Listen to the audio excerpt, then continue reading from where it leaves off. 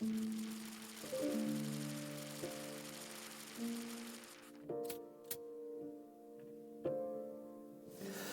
right, good morning. My name is Kevin. I'm one of the pastors here on staff, and thank you for hanging out with us today. If you're watching from the chapel, participating from there, thank you so much for joining us. Or those of you who are part of our service online, and someone's left me a breakfast snack. Well, thank you very much. Clearly, I look like I'm a little hungry. Anyway, we are going to be in the book of Habakkuk today. Habakkuk, however you want to say it, but I want to encourage you to turn to your Bibles, turn on your Bibles, and follow along with me as we get into this book. Church, you know what? We probably have, 550 people here today in this service. And when I hear about the amazing things that are going on here, I can't help as a fan who cheers for a team that wins and stuff like that. Like, I just get so excited, and I can see why maybe after losing and stuff, it kind of wears. But it's okay to cheer for the good things that God is doing, right? It's amazing to see the way that we as a church family are able to support ministries around the world and sending 42 people to Mexico to build homes for families that have absolutely nothing. We sing, "Great Are You, Lord," and I'm going to ask you to do something that's probably going to be really uncomfortable. Are you okay with that? Yeah. All right, so for this little section here, here's what I want to ask you to do. I'm just going to go 1, 2, 3. Could we just give a cheer? Would that be okay? Would that be okay? Desiree, "Great Are You, Lord." What a great, thank you for leading us and singing that. Just amazing. God truly is great, and the things that he's doing in and through our church family is truly amazing. And I think we would be amiss to not just give him a cheer, if that's okay. Ready? 1, 2, 3.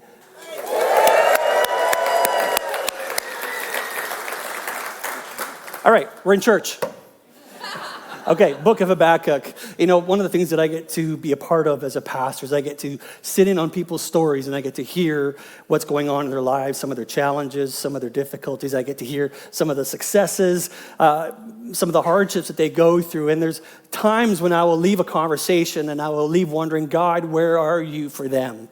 God, why haven't you come through for them? Or God, why didn't that work out? Or God, why does it seem like the wicked people are winning out in their lives? Why does it seem that they just can't seem to, why are they constantly hit by thing after thing? And I talked to someone recently who just said, I can't catch my breath because it feels like I'm constantly being hit by something else. And I leave those conversations just in not torment, but disturbed by those conversations and wondering, God, where are you? God, why aren't you there for them?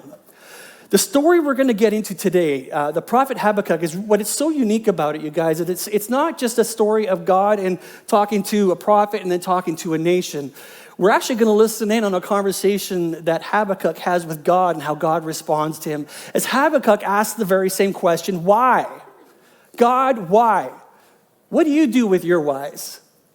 And as he looks around at his people and he sees the things that his people are getting involved in, he's disturbed and he's so bothered by it that he goes, God, why? Why are you letting this happen? Why aren't you involved? Why aren't you stopping this? And then God gives him this really strange answer.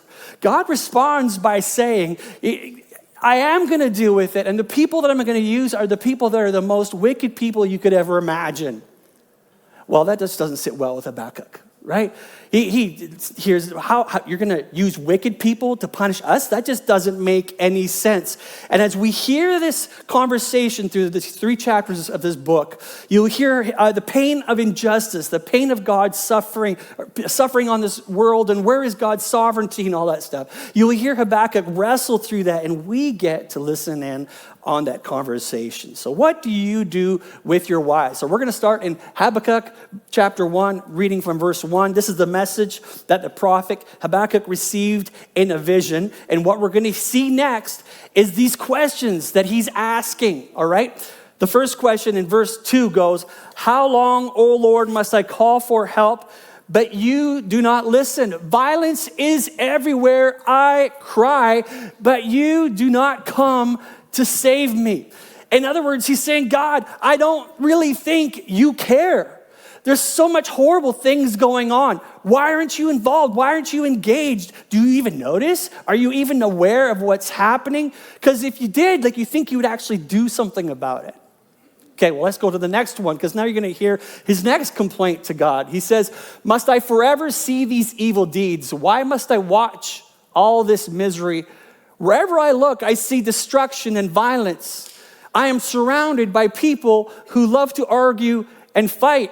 These last two lines are what your drive to church was like with people in your car, arguing and fighting, going, get to church on time. But here in this book, he's arguing and he's saying to God, why, God, couldn't you actually do something? You have the power, you have the authority. Like if God is truly who he says he is, and why isn't he making a difference? Don't you really care? Couldn't you actually really do something about it? Let's go on to verse 4.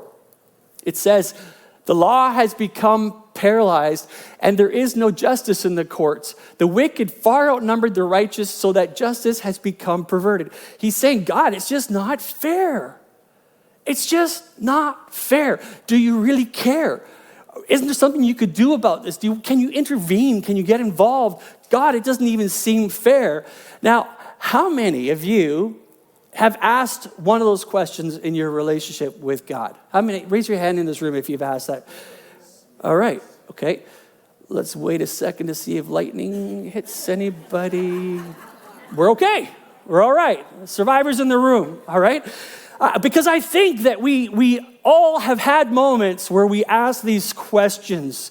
And to hear Habakkuk be so raw and so honest, and yet I think we had this idea that if we do that in church or if we do that out loud, that, on our drive home, we're going to be hit with flat tires because of the question that we're asking.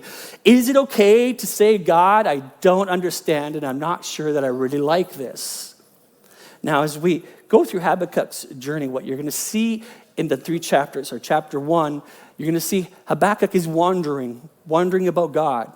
He's going to ask all kinds of questions. He's going to see moments where he thinks, hey, if I were God, I would have done that different. So why did you do it that way? But then in chapter 2, what we're going to see is he leaves chapter 1 and he goes, okay, you know what? I'm going to step back and I'm going to wait. I'm going to wait and see, and I'm going to listen. I'm going to see, God, what it is that you do. And then he ends in chapter 3 with this beautiful sound of worship. And so he goes from wander to this place of waiting into this place of worship. And it's this just beautiful journey that he takes as he deals with his whys. So let's start with chapter 1, the wandering. Now, if you've ever had a toddler or a 3-year-old go through that why stage, right? They may ask it because they're just curious. They want to learn about lots of things. They may ask it because the things they see just doesn't make sense. Why? Why is it like that? They may ask it because they're just an annoying child. That's a possibility, right? But they ask these whys, and there's something innocent about it that a child is just so by nature asking the whys. And I think we have that in us with, is it okay to feel this way? Is it okay to ask these questions? Is it okay to bring this to God? Is it okay to be this raw and this honest? And I think what we're going to see from Habakkuk is that, yeah, it's fair game. You can bring this to God. And I think Habakkuk would even encourage us to say, you know what, this is actually really part of your spiritual formation. That you would bring your whys to God and allow God to encounter you. I mean, if you've ever read the Psalms, you will see in the Psalms cries like, what's going on here, God? Why haven't you come to rescue me? Have you abandoned me? You go into the book of Lamentations, you go to Job, have mercy on me, O God, over and over again throughout Scripture. We see people asking the question, why? I mean, even the New Testament, you follow Christ who was obedient even to death on the cross. And we see this moment where he says, my God, what's the word? Why? Why? My God, why? And I think many people are just cautious to ask these sincere questions. Now, I'm saying sincere questions, all right? Like they're afraid that they're going to be disrespectful to God. It's not about being an attitude, or it's not trying to be. It's a sincere question that you have. And I think that there's something beautiful about actually going through that journey of the why and hearing from God. So what do you do when what you see doesn't match the experience and the conviction in your heart? What happens when, you've interviewed for a job, you're convinced that this is a job that God's going to give you, and you find out that it's been given out to someone else who's more qualified? What do you do when you've asked God for healing, only to be told that the chemo didn't work. That was our journey last year as our 15-year-old nephew was diagnosed with a rare form of cancer. And we prayed and prayed and prayed and prayed, and he passed away last fall. Why? God, why? Or you prayed to find a husband, and for whatever reason, after all these years, he's yet to find you. You want somebody that you can marry, and maybe you've asked her to marry you, and she actually turned you down after years and years of being in a relationship. Or maybe you sunk your life savings into a business, and after your first year of business, your business has collapsed. You planned on having kids. You were hoping to have this huge family, only to find out that you're not able to have children. You volunteered to serve on the worship team, and they said they'd get back to you. I think Josh just lost my number. I don't know. I need my email. How do you respond when what you see on the outside doesn't match the conviction on the inside, on your heart? How do you do that? Now, I'm going to say a warning here, because I think that if you just hold on to doubt for so long, you become bitter and cynical. And you might be in this room, and that's exactly where you're at. You're just convinced to be the why person. Others of you, you've just given yourself to believing everything. And the truth is that you've become so gullible, you'll believe anything that's told you, and you can easily be led astray. So we got those two ends of the spectrum. I want to bring it to the middle where we genuinely are asking God sincere questions of the why. Theologian Frederick Buechner, he said, doubts are the ants in the pants of faith. They keep it awake and moving. C.S. Lewis said, to believe with certainty, one has to begin with doubting. You see, I think that when there are those moments where there's no clear answers, it's okay to say, God, what are you doing? And you know what I've learned? I've learned that people who have been in the faith for a very long time, they've gone through this journey over and over and over again in different ways. And somehow, by allowing themselves to ask the why and to find the answers, to seek the answers, it's deepened their relationship with God, and they've become more intimate with Him than I could have ever imagined. As a matter of fact, there's a quote, great people have suffered great things. And as I look at their life, they've suffered great things, but somehow in that journey, it's allowed them to become more intimate with God. Now listen, God's not obligated to give you an answer. And that could be frustrating, and I understand that. But the truth is, God doesn't have to give you an answer when you want it or the way that you want it. As a matter of fact, I want you to know that God not giving you an answer may actually be His mercy and not overwhelming you with what's happening in your life. It could be His love and His care. And so Habakkuk says to God, okay, God, I don't understand it. I get it. My people are evil. There's wickedness happening. I understand that. And God, what doesn't make sense is that you would choose to use a wicked people to come against us. That just doesn't make sense. So let's go to verse 5 of Habakkuk chapter 1. The Lord replied, look around at the nations, look and be, say the word. This is going to be incredible, right? Oh, you just wait. Spectacular. For I am doing something in your own day, something you wouldn't believe even if someone told you about it. Isn't that great? Let's end the service there. Let's go for lunch, right? God's doing something new and something good. Anybody else excited? Oh, wait. Verse 6. Verse 6. All right. Buddy's ready for me to pray and leave. Just hold on a second. Look at verse 6. I'm raising up the Babylonians. These people were horrible. They loved cats. It's horrible. Disgusting. Horrible. They are a cruel and apparently they like country music too. Read the room, right? Read the room. Okay.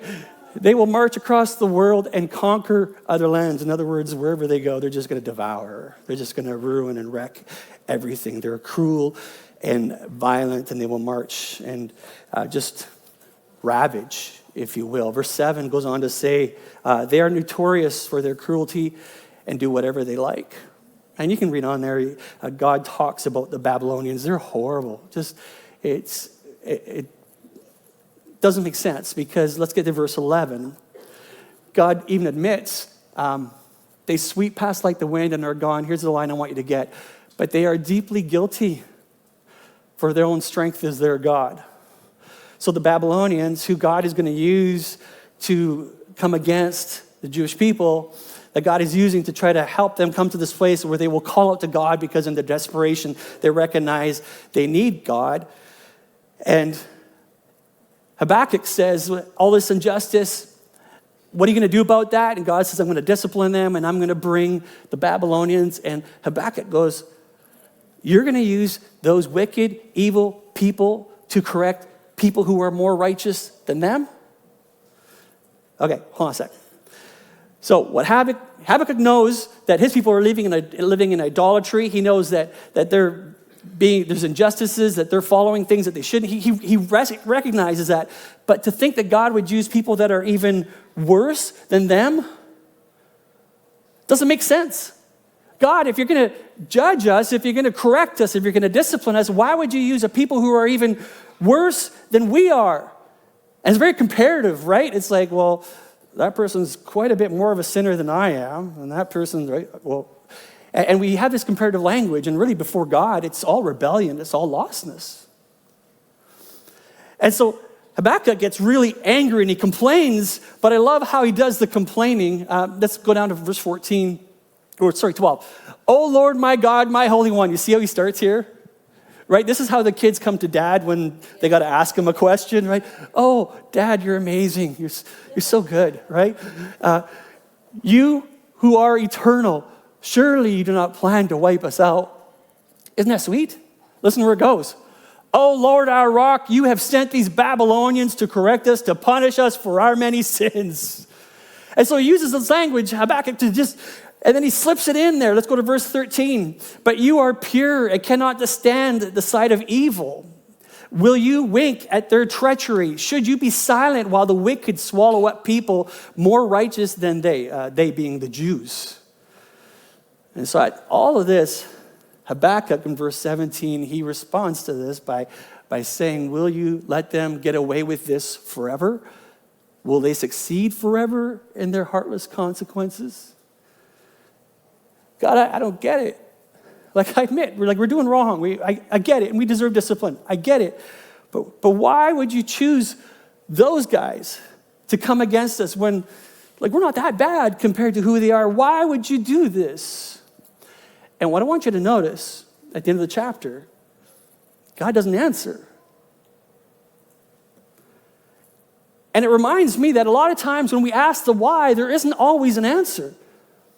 When you ask God why, you can fall into the torment of constantly asking the why, when really you got to just give it up. And fundamentally, God, you love and you care. The choice is I can either live with the torment of the why, or I can agree that God, you're God, so I will trust you. That's the fundamental nature of who God is. And it's how we are as parents, right?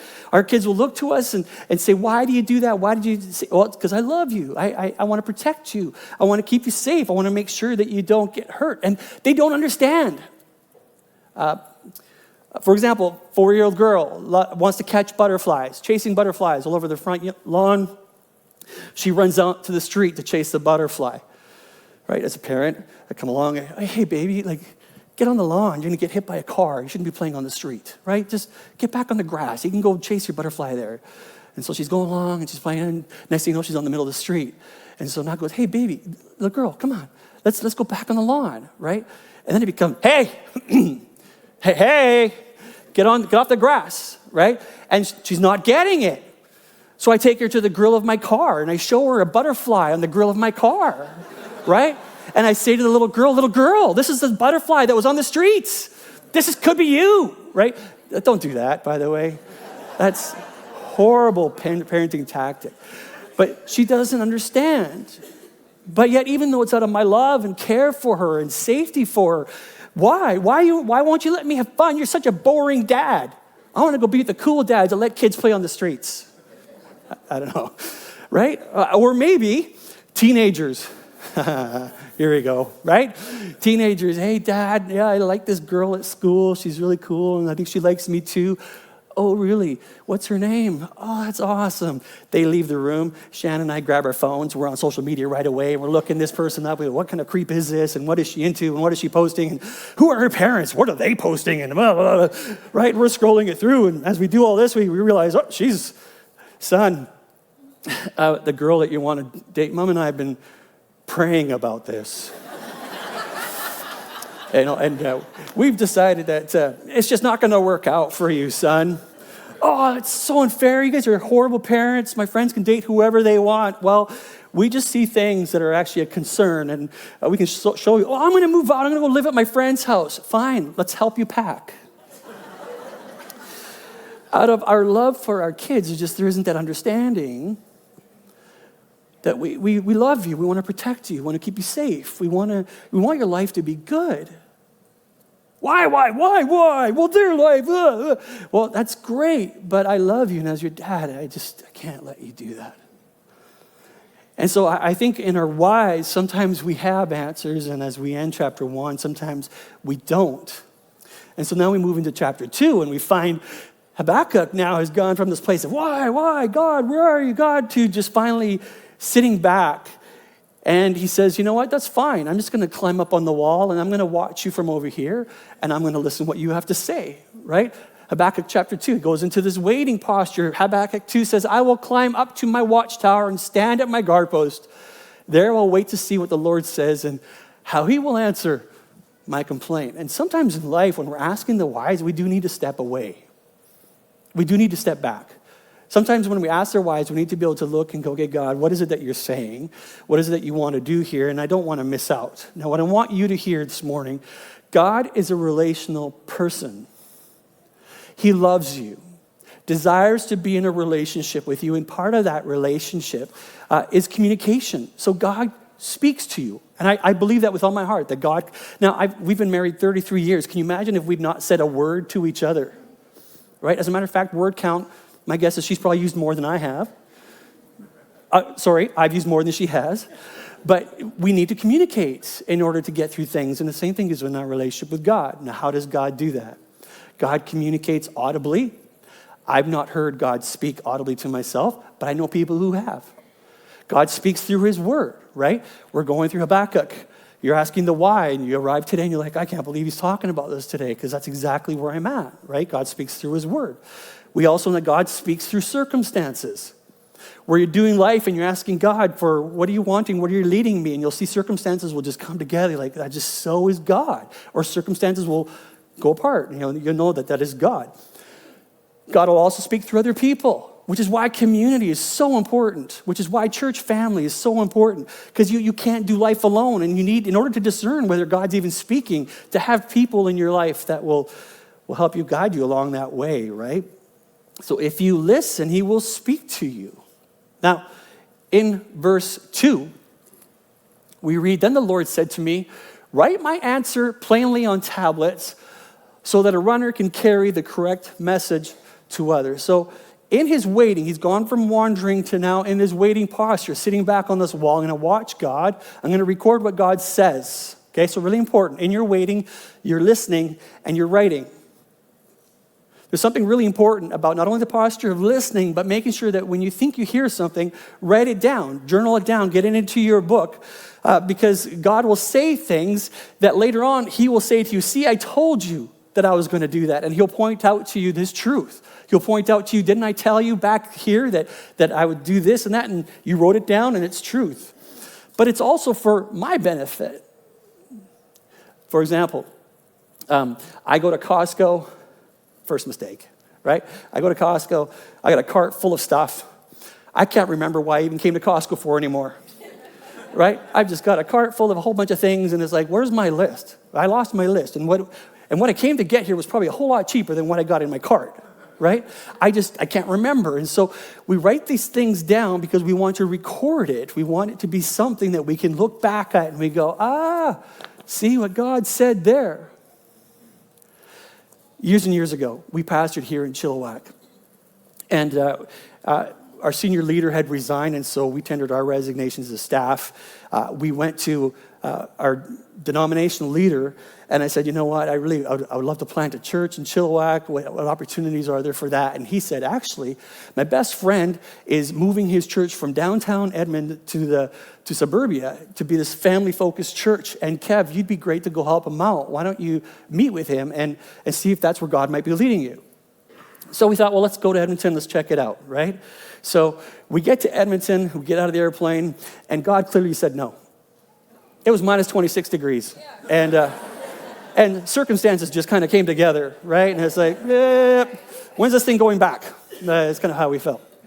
But it was so cold. My sister and her husband live in Edmonton, so we stayed with them. While we're with them, we're interviewing with pastor, meeting people, blah, blah, blah, going through this process, trying to discern, God, what is it that you want to do in our lives? While we're there, I keep getting this image of a house. All right, and it's like one of those walkthrough models, like a 3D walkthrough. I could describe exactly how it was. And so I was explaining this to Shannon and going, I don't know what to do with this. This is really very odd, very weird. And so she said, well, why don't you draw the house?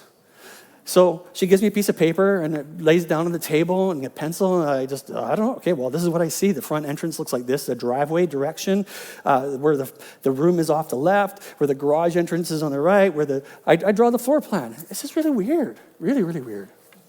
Right?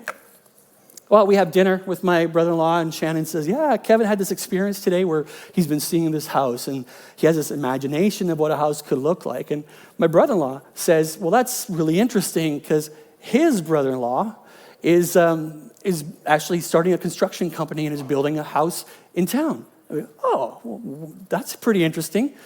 So my brother-in-law invites his brother-in-law to come join us after dinner. Are you tracking? Okay. So after dinner, we're visiting. Gary comes to the house. We sit and we're talking. Gary has plans under his arm. And finally he says, you know what, I should just show you guys the house that we're building and how God's kind of led my construction company to come about. He opens up his plans, and we were absolutely stunned. Because you could literally, and I wish I had it, you guys, the paper that I drew, you could have laid it right on his plans. It was the exact same house. Well, we erupt in tears. We're like, oh, this is incredible. We're laughing because a bit of hysteria is starting to kick in now, right? And as we're laughing, Gary's kind of offended because we're mocking his house is what he's thinking, right? You call that a house? That's horrible, right? I'm going to be totally honest with you. It wasn't even my dream house. Like if I could have drawn a house, right, it'd have a slide from the second floor. Right, there'd be a pool off the kitchen. We're just going to float into the dining room. Right, it would have been just wild and crazy. But it was an image that was very real for me, and it was the confirmation that we needed. This is where God wanted us to be. So much so that Shannon, after that, decides, I got to phone Mom. I got to tell Mom what's going on. And Shannon's mom is just a prayer lady. She's amazing. And so she phones her, and he said, Mom, you're not going to believe what happened today. And her mom interrupted her and said, Shannon, before you share anything, I got to tell you something. In my prayer time, God spoke to me, and he said he's going to do something supernatural through Kevin. And then we look at each other and go, bah!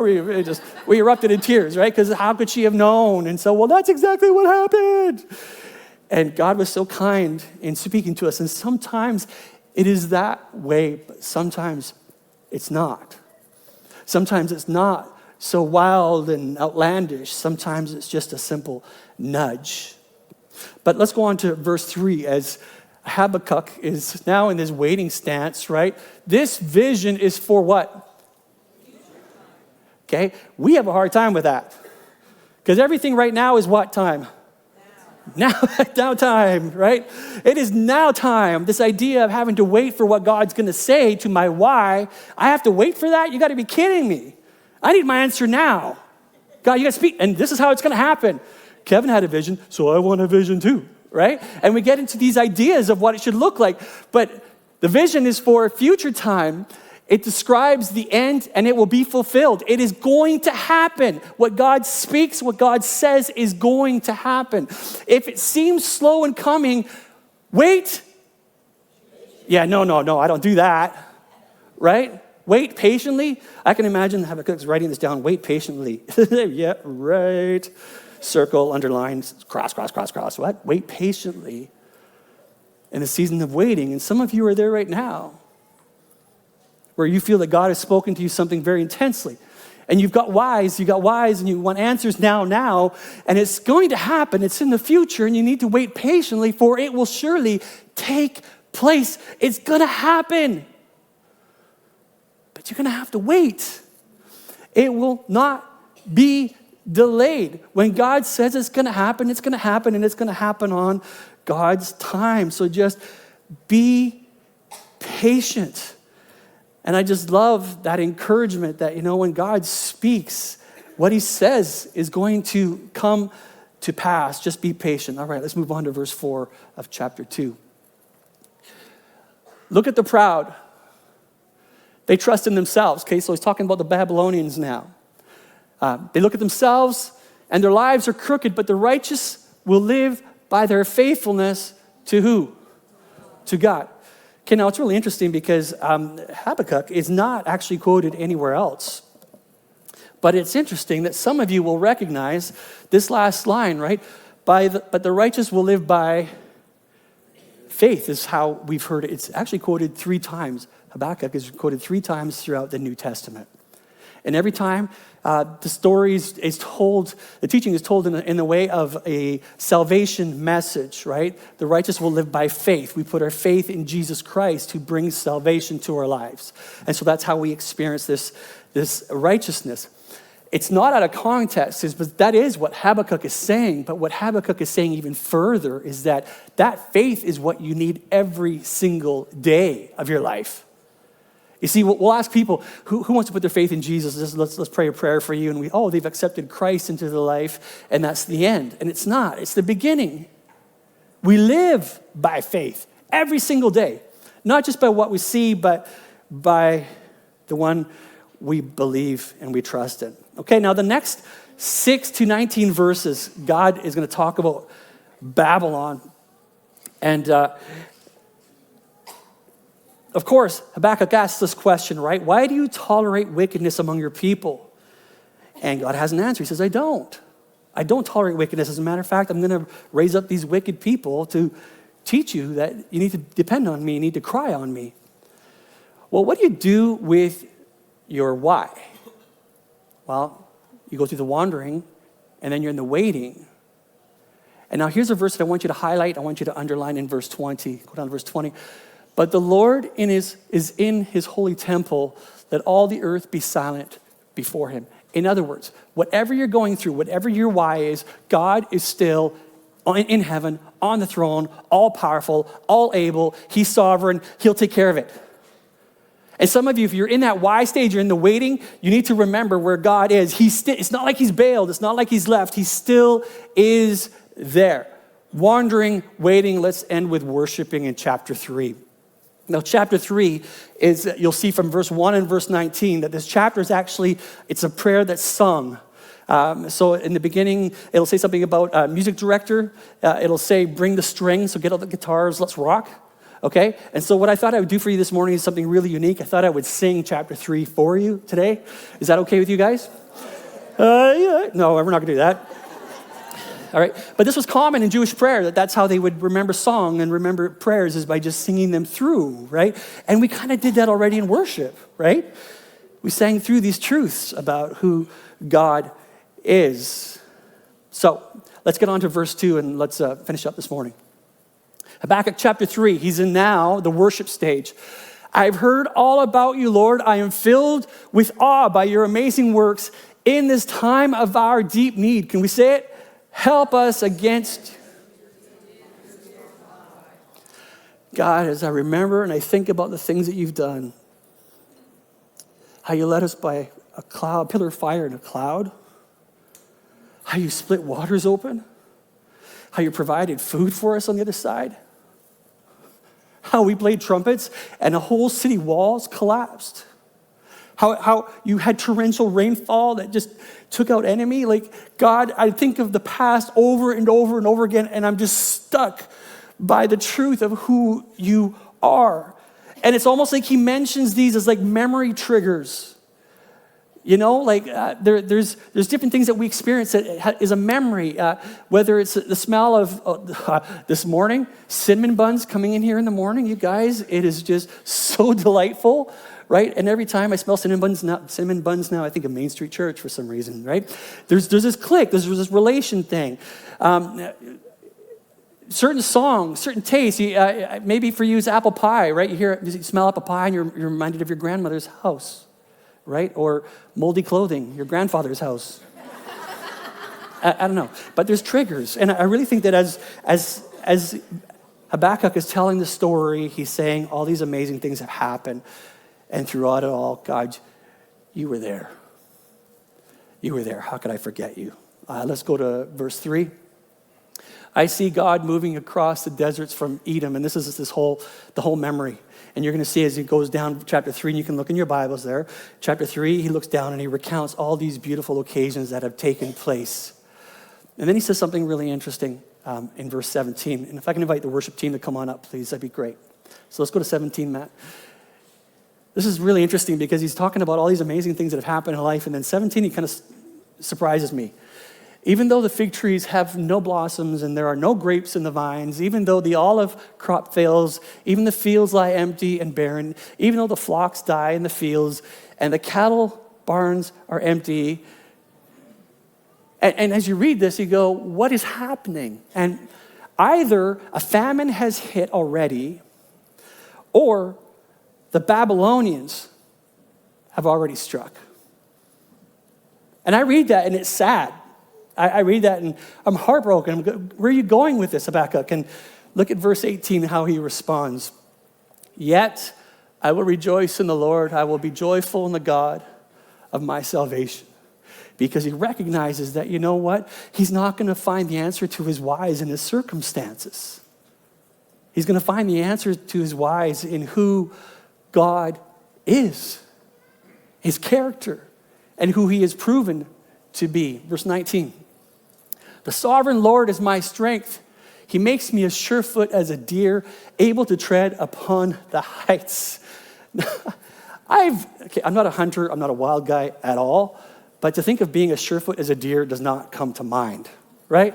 God is my strength, and I prance like a little deer, right? It just doesn't come to me like, that's a beautiful image that I'm going to leave church today. I prance to my car as I go home, right? It just doesn't come to mind.